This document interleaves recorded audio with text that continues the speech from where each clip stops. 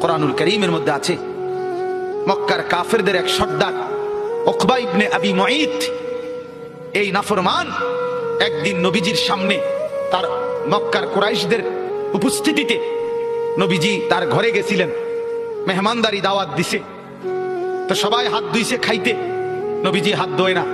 উকবা বলতেছে, মুহাম্মদ হাত ধুচ্ছ না কেন? নবী বলে, চাচা আমি হাত ধুইব না, খাবার নেব না যদি আপনি কালেমা না পড়েন। উকবা বলে, হায় মুহাম্মদ, তুমি তো আমার আটকায় দিলা, এখন যদি মেহমান ফিরাই দেই তোমাকে, তাহলে গোটা মক্কায় ছিচি পড়বে, সর্দারের ঘর থেকে মেহমান না খেয়ে চলে গেছে, এটা তো আমি সইতে পারি না, যাও কালেমা পড়ে নিলাম। কালেমা পড়ছে, পরে নবীজি খানা খাইছে, নবীজি চলে গেছে, সব কাফের সর্দার এগুলো উমাইয়া ইবনে খালফ, আস ইবনে ওয়াইল, আবু জাহেল, আবু লাহাব, এই নাফরমানরা এবার উকবা ইবনে আবি মুঈতকে একবারে টাটছে ধরছে জাতা দিয়া, এই দোস্ত বন্ধু কামড়া করলা কি? একসাথে বন্ধুত্ব, একসাথে চলি ফিরি, আজকে এত বছর একসাথে বন খাই, একসাথে বিড়ি খাই, একসাথে গপ মারি, একসাথে মানুষের বেড়িতে দিকে ফিসে ফিসে হাঁটি, আজ এতদিনের সম্পর্ক আমরা সব সিটারি একলগে করি, সব বাটফারি একলগে করি, তুমি কামটা কি করলা? এতগুলো বন্ধুর ইজ্জতের দিকে না তাকাইয়া মুহাম্মদের কালেমা পড়ে ফেললা। দোস্ত মনে তো চাইছিল না, বিপদে তো পড়ছি, তোমরাই দেখছো, কালেমা না পড়লে সে তো চলে যাবে, তাইলে তো আমার বদনাম হবে, মেহমান ফিরে গেছে, সেটা তো আমি চাচ্ছিলাম না। অন কি করতাম কও? যদি বন্ধুত্ব টিকাইতে হয় আমাদের সাথে, তাইলে এখন গিয়া মুহাম্মদের সামনে নিয়ে গিয়া থুতু মারবা আর মুহাম্মদের কালেমা মুহাম্মদকে ফিরাই দিবা। এই জানোয়ার, এই বেঈমান গেছে ঠিকই, গিয়া রাসূলুল্লাহ সাল্লাল্লাহু আলাইহি ওয়াসাল্লামের সামনে থুতু মেরে এরপরে বলছে, মুহাম্মদ তোমার কালেমা তোমাকে ফেরত দিলাম। কোরআনে আল্লাহ সূরা ফুরকানের মধ্যে বলছে, ইয়াউমা ইয়াআদ্দু যালিমু আলা ইয়াদাইহি, নাফরমান অচিরেই তুই কিয়ামতের দিন এই বন্ধুর পাল্লায় পড়ে আমার নাফরমানি করে কারার কারণে এই আঙ্গুল দিয়া, এই দাঁত দিয়া আঙ্গুলে কামড়াইবি, কামড়াইতে কামড়াইতে ছিঁড়ে ফেলবি নাফরমান। আফসোস করে বলবি, ইয়া ওয়াইলাতা লাইতানি লাম আত্তাখিজ ফুলানান খলিলা, হায় মন্দ কপাল, যদি সেই নাফরমানকে বন্ধু না বানাইতাম।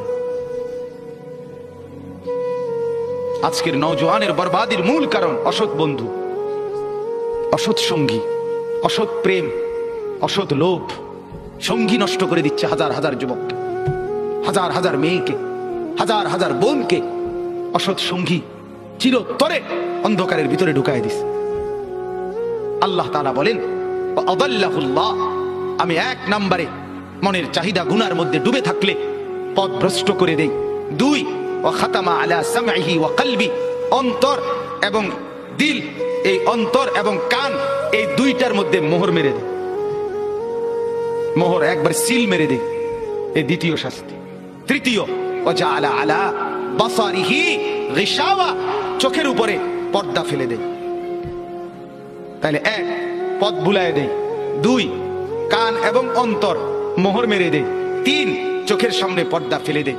এবার বলেন তো বাপ, চোখেও আর দেখে না হক, কানেও আর হকের কথা শুনে না, দিলেও আর হকের কিছু বোঝে না, আর পথও খুঁজে পায় না, এই লোকটার পরিণতি কি?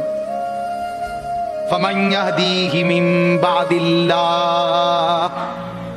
এবার রব্বুল আলামিন বন্ধুকে বলে, বন্ধু আমি নিজেই যাকে পথ ভুলায় দিলাম, দীর্ঘদিনের গুনাহ নাফরমানি, মনের চাহিদার খেয়াল খুশি মতো চলার কারণে আমি যার কান আর অন্তর মোহর মেরে দিলাম, আমি যার চোখে পর্দা ফেলে দিলাম, বন্ধু এবার বলেন তো আমি আল্লাহকে বাদ দিয়ে তাকে হেদায়েত কে দিবে? আব্দুল কাদের জিলানী, জুনায়েদ বাগদাদি। জুনায়েদ বাগদাদির বাপের ক্ষমতা আছে, কথা বলেন না কেন? হেদায়েত দেয় কে? বলেন না কে? যিনি দিবে নাফরমান, তোকে তো তিনি ধাক্কা দিয়া ফেলে দিছে, তাকে তো তিনি মোহর মেরে দিছে, তাকে তো চোখে পর্দা ফেলে দিছে, এবার হেদায়েত দিবে কে? এই স্টেজে যদি 100 আব্দুল কাদের জিলানীও আসে কান্দে চিৎকারে, আল্লাহর কসম তোমারে তো আর কেউ বদলাইতে পারবে। যদি পারতো তো রাসূলুল্লাহ সাল্লাল্লাহু আলাইহি সাল্লাম তো নবীজির চাচা আবু তালেবকে ইমানদার বানাইতে পারতো, পারতো কিনা বলেন না? কি পরিমাণ কাদা কাঁদছে, নবী সাল্লাল্লাহু আলাইহি সাল্লাম আবু তালেবকে কালেমা পড়াবার জন্য কি পরিমাণ কাঁদছে, চেষ্টা করছে। শেষ মুহূর্তে বলছে, চাচা চাচা কালেমাটা পড়েন না চাচা। বলছে না, মানুষের কাছে বেইজ্জতি হব, পড়বো না, মানুষ লজ্জা দিবে। আল্লাহ নবী সাল্লাল্লাহু আলাইহি সাল্লাম বলছে, কানে কানে বলেন, আমি কাউকে শোনাবো না, আমি শুধু হাসরের মাঠে বলবো, মৃত্যু পর্যন্ত চাচা ওয়াদা দিলাম জগৎবাসীকে শোনাবো না আপনি ঈমান আনছিলেন, কানে কানে কোন। আবু তালেব বলছে না, কানে কানেও বলবো। এবার নবী বলে চোখের পানি ফেলতে ফেলতে, চাচা এমনও কইতেন না তো, ঠিক আছে চাচা আমি কালেমাটা পড়ি, আপনি শুধু ঠোঁটটা নাড়েন, আপনি শুধু ঠোঁটটা নাড়বেন, আমি হাসরের দিন বলবো মাওলা আমার চাচা কালেমা পড়ছিল এজন্য ঠোঁট নাড়ছে, এর সুযোগ দেন। চাচা বলছে না না না, আমি ঠোঁটও নাড়বো না। আল্লাহ নবী তখন অঝরে কাঁদতেছিলেন আর চোখের পানি ফেলে বললেন, চাচা আপনি জাহান্নামের আগুনে জ্বলবেন, আমি সইব কেমন? আবু তালেব নাফরমান তখন কি বলছে জানেন? আন্নারু খায়রুম মিনাল আর, মুহাম্মদ মানুষের কাছে লজ্জা পাওয়ার চাইতে আগুনে জ্বলা অনেক ভালো।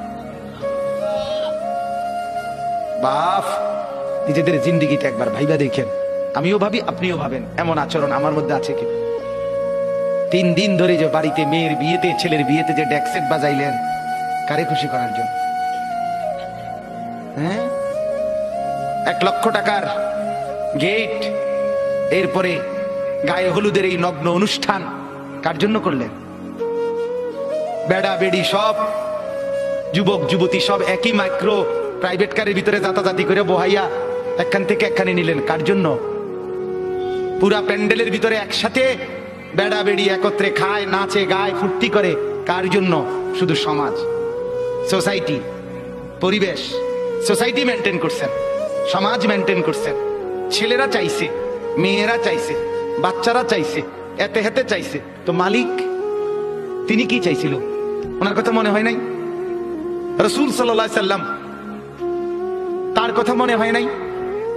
বলেন, কিয়ামতের দিন নবী সাল্লাল্লাহু আলাইহি ওয়াসাল্লামের কাছে কোরআনে আছে, ফাকাইফা ইদা জিনা মিন কুল্লি উম্মাতিন বিশাহীদ ওয়া জিনা বিকা আলা হাউলাই শাহীদা।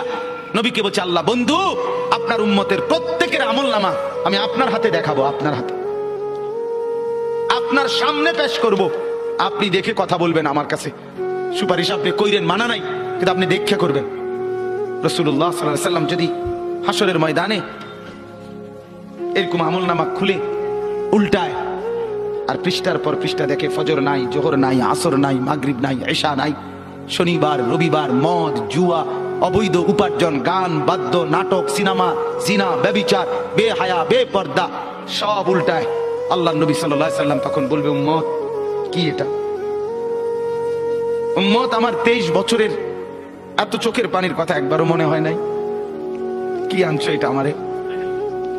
উম্মত তুমি জানো না আমি যে তায়েফের পাথরের আঘাতে পুরা পিঠ চালনির মতো জাজরা বানায় ফেলছে আমার? শোনো নাই তুমি? আমারে যে উহুদের ময়দানে দান দান শহীদ করে রক্তাক্ত করছে, তুমি শোনো নাই? আমি যে 14 দিন পেটে ক্ষুধার তাড়নায় পাথর বানছিলাম, উম্মত তোমার মনে নাই?